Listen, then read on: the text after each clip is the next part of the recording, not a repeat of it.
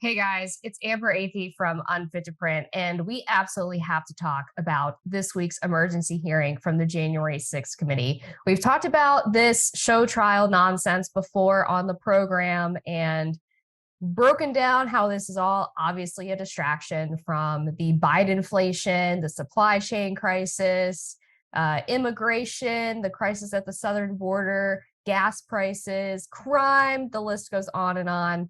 Biden calls it the Putin price hike, but the Democrats are trying to distract and they are trying to tie Donald Trump to the Capitol riot. They're claiming that he incited violence. Now, this week's testimony was a sort of October surprise, if you will, except for the fact that there was nothing interesting about it and it quickly fell apart, like most of the attempts to take down former President Donald Trump, from the Russia hoax to Michael Avenatti, creepy porn lawyer. These things usually end in disaster. In this case, the January 6th committee brought in this young woman by the name of Cassidy Hutchinson, also known as Cassidy Smollett or Cassidy Blasey Ford.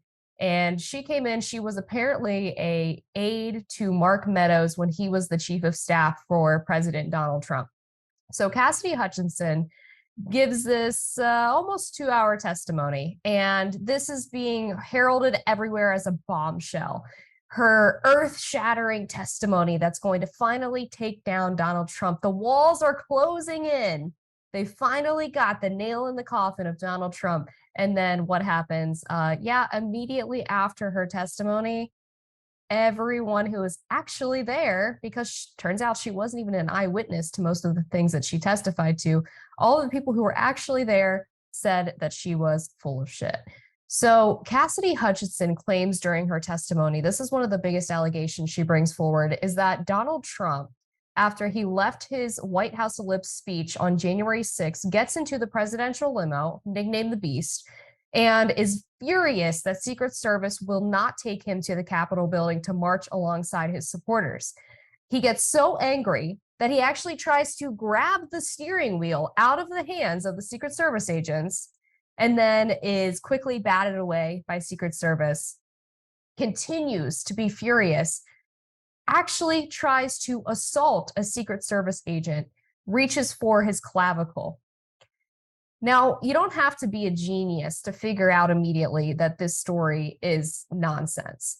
First of all, if you've ever seen the presidential limo, you kind of know, and not even just the presidential limo, but basically any limo. If you've ever been in a long car, you know how physically difficult and unrealistic it would be for Trump to somehow get up to the front seat and attempt to grab the steering wheel.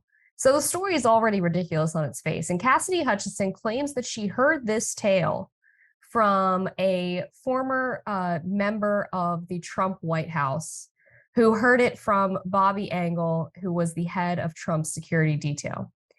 Immediately after Cassidy Hutchinson gives this testimony, NBC News' Peter Alexander is reporting that a source close to the Secret Service is telling him that both Bobby Engel and the driver of the presidential limo are prepared to testify under oath that this never happened. That probably should have been the end of it. But the left and even some conservatives who were desperate to take down Trump were still insistent that this could have possibly happened. You had the front page of the Wall Street Journal have this high resolution photo of Cassidy Hutchinson swearing in under oath. And they took to the 10th paragraph to mention that the Secret Service agents were prepared to debunk her testimony. You had the Washington Examiner editorial board. This is supposed to be a conservative publication, folks. Their editorial board publishes this piece about how Cassidy Hutchinson's testimony proves that Trump is unfit for office. It's disqualifying. And they explicitly mention this tale about Trump grabbing the steering wheel in the Beast and assaulting a Secret Service agent.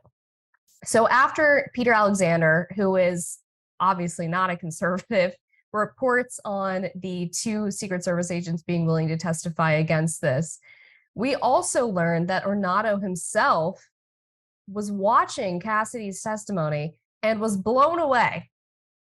He was the one who supposedly told her this tall tale, and he is a source close to him, which usually means him, is telling the newspaper outlets, Fox News specifically, that he was shocked to hear this because it never happened and he would have never told her that it happened. So you now have three principals in the story already denying it. And you have the Secret Service pointing out that the January 6th committee never even asked them about this before they put Cassidy Hutchinson in this situation where she was giving public testimony. There were multiple Secret Service agents who have already testified under oath to the January 6th committee. So you would think that this story would have already been brought up, but somehow we're hearing it for the first time from Cassidy Hutchinson, who was 2 steps removed from the situation. And the January 6th committee didn't think to go back to the people that they had already interviewed to see if this could possibly stand up to scrutiny. Because of course, they wanted it to be true. So they believed it to be true, even though they didn't check the facts. Obviously, the fact that Cassidy Hutchinson got this story so wrong casts doubt on the rest of her testimony. How can you trust anything else that she is telling the committee if she was able to get this so wrong? I don't know if she's intentionally lying because she wants a CNN gig, or if she's just misremembering because she kind of wants to be a part of something important. But regardless of what her motivation is, whether she just is getting details wrong and exaggerating or outright lying, it doesn't matter. You can't trust anything else this woman says. And then we dig into other parts of her testimony, and it turns out that this is a pattern because she made a big deal about this handwritten note that was apparently a sketch of a statement that they wanted Trump to give to stop the violence at the Capitol. And she holds up this handwritten note. She says, "That's my handwriting." Well, another member of the Trump administration who was legal counsel had already testified to the January 6th committee under oath that he wrote the note. And he was telling people after Cassidy's testimony, yeah, I wrote the note and I told the committee I wrote the note. So why would they even bring up the note and ask Cassidy about it unless to further allow her to discredit herself? It's crazy. So you've got these two tall tales that are debunked. She also claims that all of these people were seeking presidential pardons for themselves, including Mark Meadows, who has now denied this. Louis Gohmert says he wasn't seeking a presidential pardon for himself. He was seeking a pardon for individuals, a part of the military who were wrapped up in all of this stuff. So again, another huge claim from Cassidy Hutchinson, immediately debunked from the people who were there or the principals who were actually the subjects of these allegations. Now, another part of Cassidy Hutchinson's testimony that everyone is grappling on, they say this is proof that Trump incited the violence and he didn't care what was going to happen at the Capitol once his supporters went there. Cassidy testified that not only was Trump aware that there were weapons in the crowd, meaning people who were attending the speech at the White House ellipse were either open carrying or had knives or mace or what have you, that the closer part of the speech, people actually had to go through these magnometers to get in. So they had to go through security. And it was causing the crowd to be smaller than Trump would have preferred because people didn't want to have to give up their weapons to be able to go into the center of the ellipse. Now, Trump's response to this was to tell them to get rid of the magnometers and let everybody come in. And when security warned him, hey, some of these people are carrying weapons, he responded, it's fine, they're not here to hurt me. Which is, I think, a reasonable thing to say. They're his supporters. There are tons of reasons why these people might be carrying guns in Washington, D.C., or weapons or what have you. If I take the metro into work, you think I'm not carrying a pocket knife, at least? In the crime that's in this city, are you out of your mind? I would never go anywhere unarmed in D.C. because I'm not an idiot. So Trump's response to me is totally reasonable. He's just saying, they're my supporters. They're not going to hurt me. I trust them. Let them in.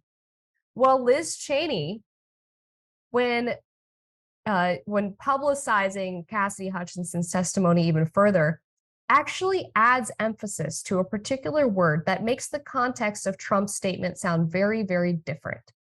When Cassidy Hutchinson testified, she said, Trump said, they're not here to hurt me. When Liz Cheney repeated the allegation, she said that Trump said, they're not here to hurt me. Do you notice the difference? They're not here to hurt me versus they're not here to hurt me. That is intentional because Liz Cheney wants to make it sound like Trump knew that there were other people who were targets of violence and he didn't care about what happened to them as long as he personally was safe. But Cassidy Hutchinson never put that emphasis on me. That was fabricated by Liz Cheney, who was desperate to take out Trump because of their own personal feud. So this entire testimony was a joke from start to finish.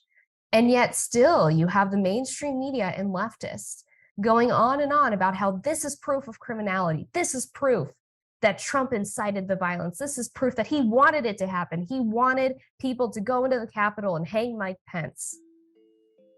And yet the vast majority of the testimony has been debunked. And the parts that haven't been debunked have been exaggerated by the January 6th committee to create a narrative that doesn't exist.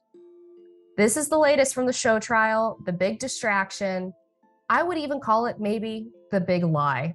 That's it for today's video. Thank you guys so much for watching. Please subscribe, YouTube, Rumble, Spotify, Apple Podcasts, and we will catch you for next week's episode of Unfit to Print.